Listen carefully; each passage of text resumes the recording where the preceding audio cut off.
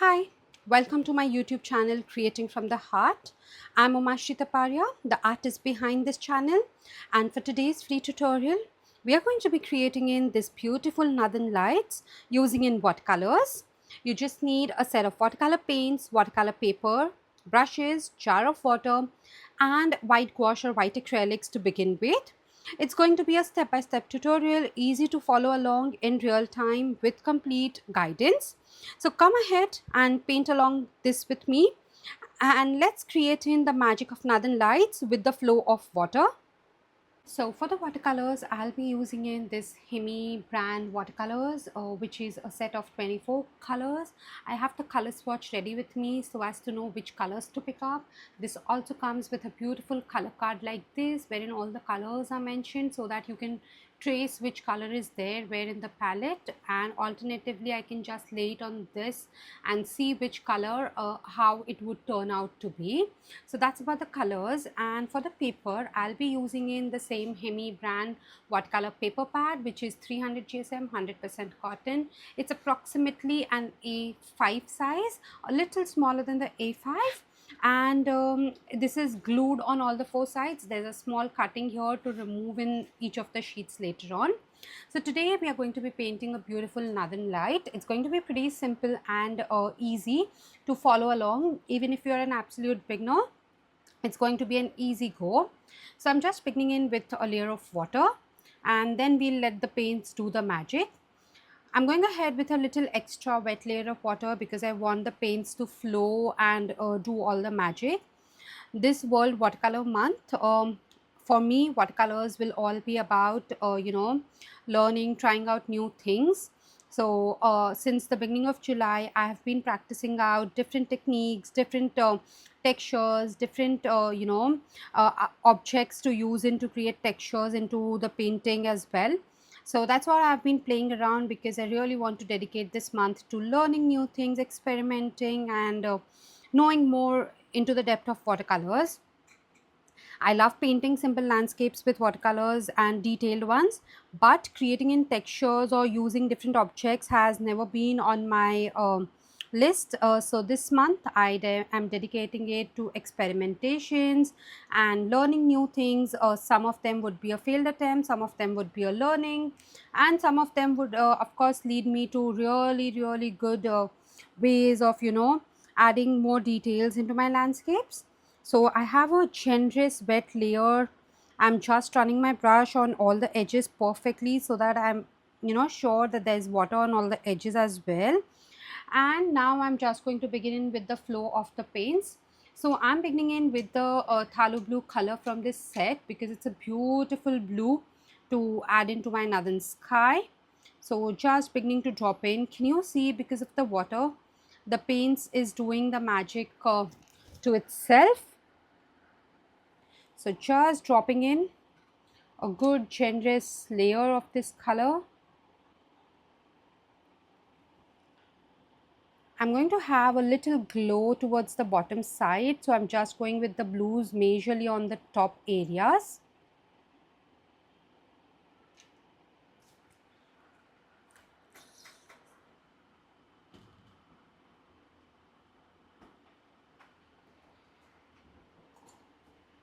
Now next I'm going to shift into a little bit of the violet color.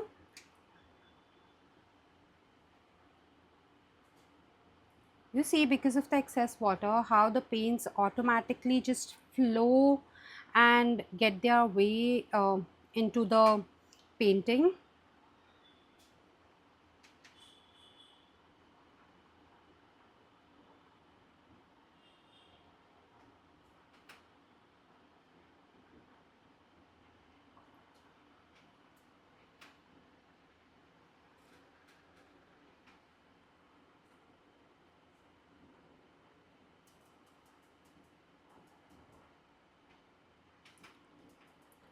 Lastly, I'm just picking up a little bit of the rose color from this palette, which is a little bold pink. So adding in a little hint of white to create a light glowy pink.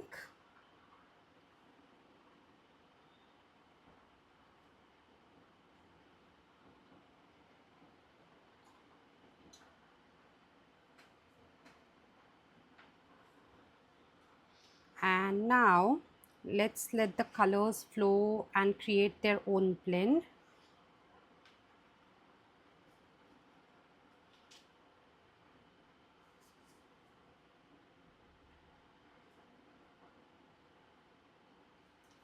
Can you see the flow of the colors? It's so beautiful, creating in its own magic. Now, can you see the excess water that's being collected? So I'm just going to try and collect off the excess water so that it will make the drying process even and a little quicker. So very gentle dabbing such that it's not completely dried, otherwise it may create an issue while drying out.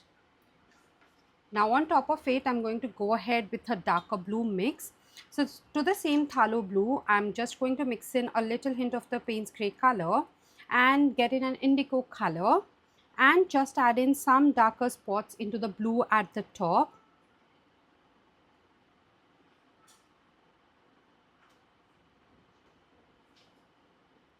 And a little on the edges.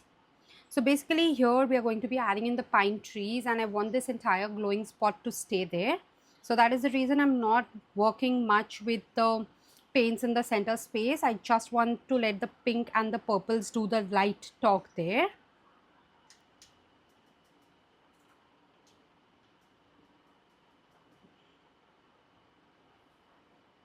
Just dropping in a little highlights of the pinks.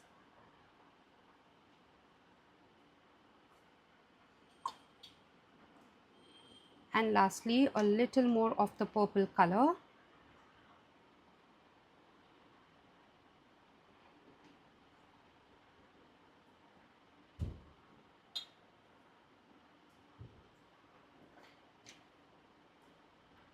Again, here the main role that will be playing is the wetness of the paper, as you can see, because if the paper begins to dry out, you will not get the flow in the paints.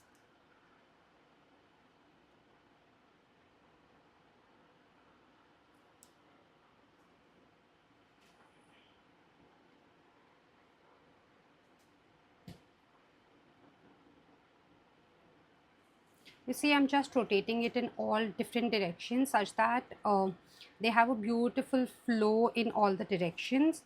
Now from the bottom here, I'll just collect up all of this excess water that's drained off. You see?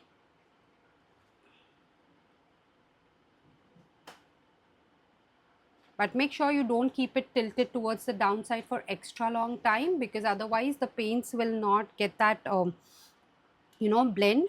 Now I'm just going to create in some white spots. So just going to go ahead with some random liftings, creating in the glow.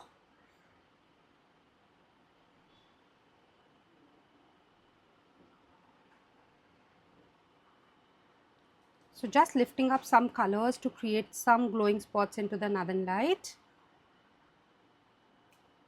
Add in some dark spots for the flow and the darkness at the top.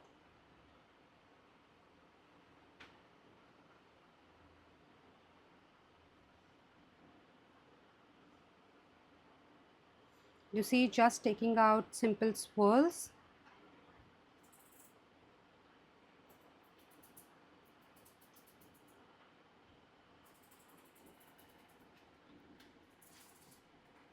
Again, if you see the glow on my paper, it's still wet. That is the reason the blends are still happening in. And now lastly, I'm just going to pick up a little bit of the white pigment and drop in on certain spots to create a little glow.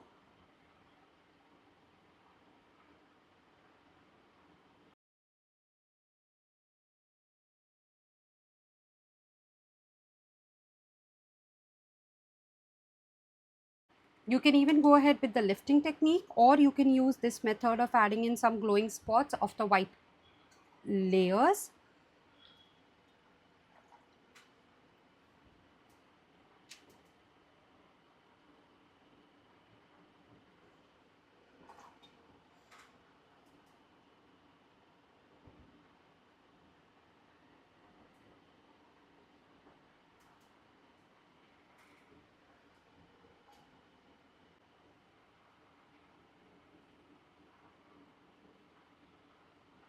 Just going to pick up a little more of the phthalo blue that we had begun with and going to add in some blue highlights. So that is it. I'll leave the sky here for it to dry out completely, and just going to go ahead with a little more of the blends to happen smoothly and just get in all of the glows into the sky.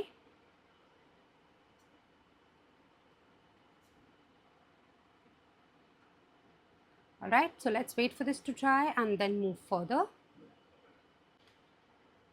So I just added a little more of the dark color because I felt it was going to dry out lighter. So I quickly just added a little more layer before the paper would dry out, and I'm just blending it all in to give in that darker depth at the top. And I guess now it seems fine and good, dark enough. Because remember, watercolors will dry out a shade lighter, so you accordingly need to leave the colors on paper to dry such that after drying out you get the colors that you desire. Now I'll wait for this to dry out. So now everything's dried out, but can you see the mess while drying? A little rough edges here, but nothing to worry, because as soon as we'll be adding in the stars and adding a little details there, it will all get covered up, and then with the help of pine trees we'll be filling in the base to another sky. So I'm going to be using in this gouache paint, which is Hemi gouache white color. It's a 300 ml jar that I have, and we are going to add in stars using this. I prefer adding in stars either with gouache or acrylic so that they have that bold and a vibrant effect, because usually if you'll go ahead with watercolors to add in the stars, it will not give you that opaque look, because while drying out they may dry out a little dull. So I always prefer using in white gouache for adding in the bold details. So I'm just going to get a little paint out and get it into the right consistency.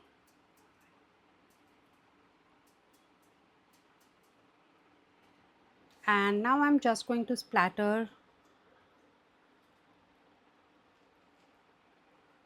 So you see, this gives in such varied range of stars, and it all goes naturally as per their wish. You will have no control over them except for the pressure that you will add on the brush to decide how the stars will be, because if you will have a lot of pigment, the stars will be too huge and they will look like blobs of paint instead of looking like the mini stars that they're looking right now. So of course the consistency, the distance of the paper and the brush, all of that will make a difference to your outcome, but where they will fall down is absolutely the wish of the paint that they want to drop in. Alright, so I've added a little of this. Now I'm going to add in some dots to create in some glowing stars as well.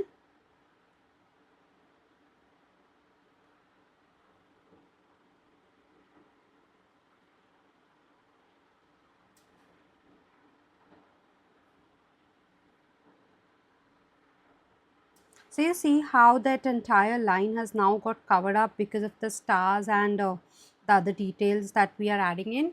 So you can nowhere guess out where the problem was actually happening if I hadn't told you that here is where I have messed up things.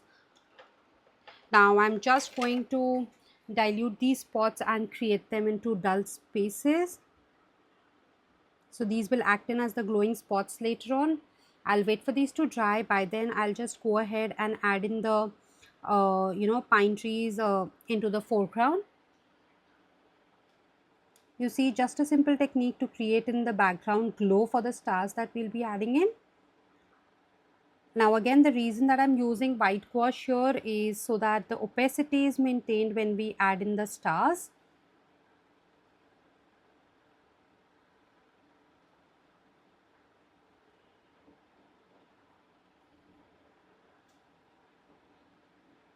You see the dull white spots that have turned out.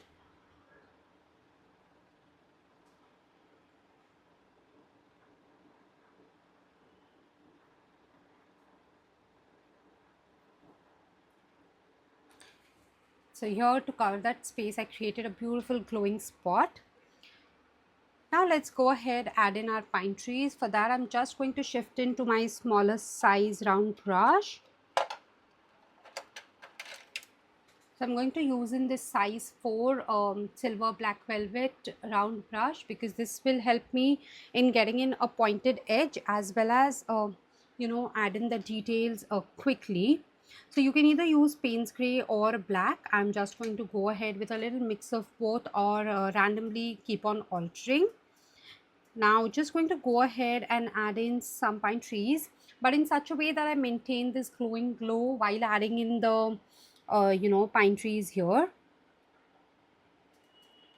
Now if you have just gone ahead and watched my previous watercolor tutorial from last week, I had tried learning to add in the loose kind of pine trees with a little bit of confidence maybe, but that's something that's not my style still. So again, for this one as well, I'll just try to go ahead loose and let the paints flow, and not try to be too specific to add in details. But it's quite difficult for me, because I am someone who likes adding in pine trees in a little detailed manner, but letting off and going and just letting the loose pine trees come in is a little difficult task for me. So as I told you, this month for me it's all about learning, experimenting, letting go of that fear, and just letting the brush and the paints do the magic, and not focusing too much on the detail, rather on learning new techniques or new ways of doing the same old things that I have been doing since the past 5 years. So you see, I feel with this second attempt of painting in this little loose kind of the pine tree is a little better as compared to what I had previous week.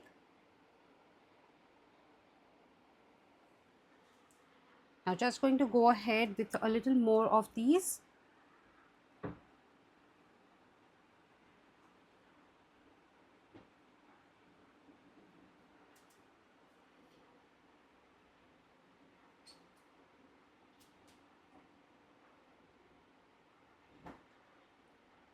Again, it's little fearful for me to just pin them loose, so in between I'm somewhere a little nervous maybe that will it all fall right. Now as I told you, in the center I want to maintain this glowing spot, so accordingly here the length of the pine trees I'll keep in mind such a way that I maintain in that spot.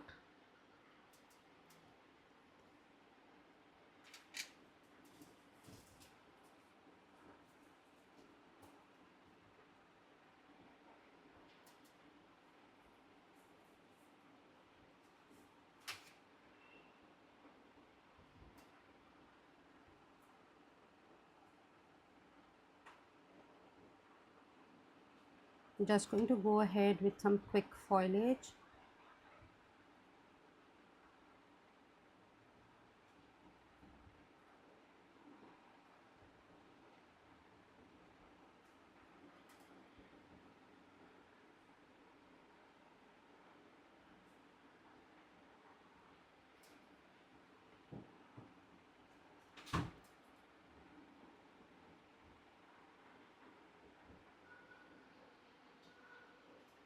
Now I'll just quickly add in a few more pine trees here, and then we'll go on to adding in a few more of the star details.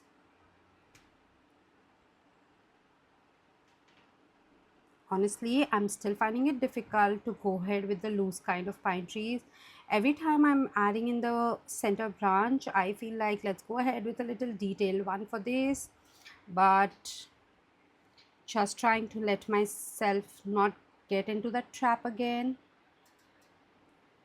So basically my entire reason of doing all of this is so as to let go of perfection every time, because because that is what leads to expectations, and then that is what leads to demotivation, and then you feel you are not good enough to do it, and all of the things crop in together.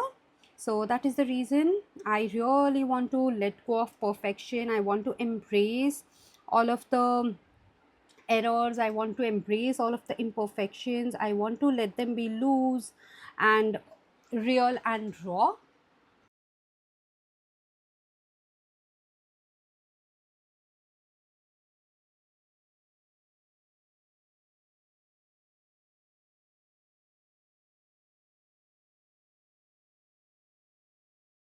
You see in the center how the glow is maintained.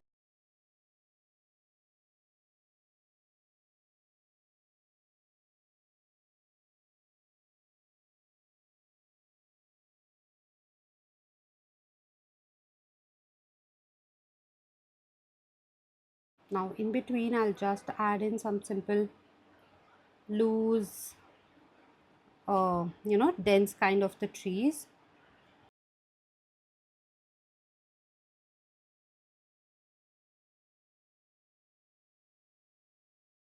And to the center of these just add in this bold white spot, and you see automatically the background acts as a glow and gives in so much more depth.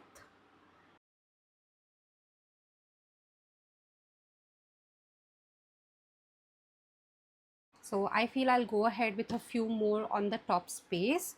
So first I'll quickly add in these white spots and create them into the glowing spots by blending them into the background.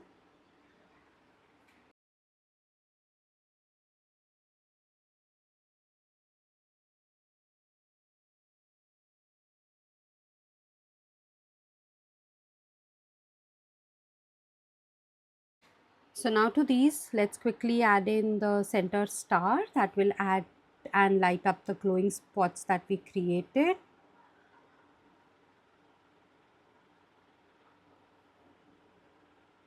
So somewhere you can add these bigger stars even without the glowing spots. Not necessary that you need to have in the glowing spot for every glowing star. So you see somewhere I'm just now adding in some bigger stars because of the splatters we've got very tiny stars. So this will again add into the blend and the proportion of everything into your northern sky. Also make sure in between the pine trees you have a few of the stars coming in so that you have that perfect blend.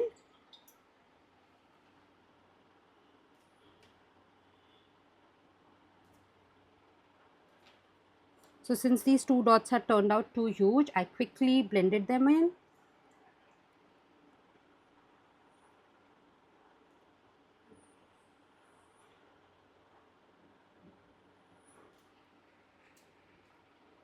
Now just going to go with some stars, and then we'll just remove this painting from this block of paper.